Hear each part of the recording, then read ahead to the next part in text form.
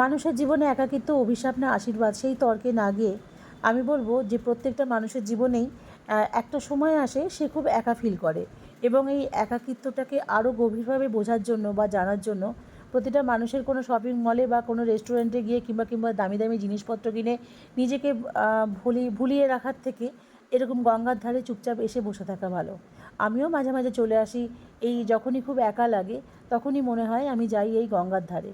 কারণ জানেন যে এই গঙ্গা নদী বা যে কোনো নদীর বহমানতার সাথে মানুষের জীবনের একটা খুব কাছ থেকে দেখা একটা মিল আমি খুঁজে পাই।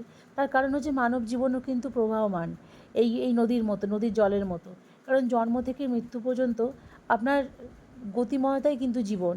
আপনাকে আপনার সঙ্গে যেটা যাবে সেটা হচ্ছে কর্ম। আপনার বাবা মায়ের দেওয়া কিন্তু নামটাও কিন্তু আলটিমেটলি থাকবে না। এবং মানুষ যে মুহূর্তে চলে যায় পৃথিবী থেকে, বা তার দেহ যখন, তার আত্মা যখন মানে চলে যায়, সেই মুহূর্ত থেকে তার নামটাও থাকে না। এই সহজ সত্যিটা যখন মানুষ জানতে পেরে যায় এবং যখন মানুষ উপলব্ধি করে, তখনই মানুষের মধ্যে জন্ম নেয় এক চরম বৈরাগ্য। এবার বৈরাগ্যকে আপনি ভালোবাসতে পারছেন কি না সেটা জানার জন্য আপনাকে একা থাকাটা খুব দরকার। একা থাকলে আর কি হয়, একা থাকলে মানুষের সম্পর্কগুলোকে মানুষ বুঝতে চেষ্টা করে।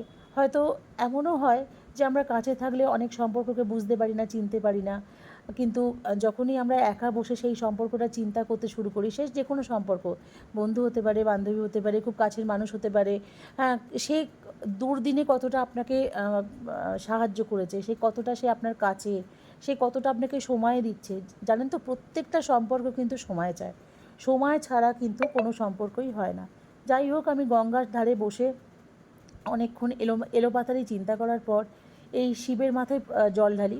প্রতিবারই আসি, প্রতিবারই এই শিবের মাথায় জল ঢেলে প্রতিবারই বাবার পুজো করি। তার কারণ হচ্ছে শিব চরম বৈরাগ্যের প্রতীক। শিব কিন্তু নিজে বৈরাগী, জন্ম বৈরাগী, এবং শিব, শ্মশান, গঙ্গা এই সব কিছুই কিন্তু বৈরাগ্যের জন্ম দেয়।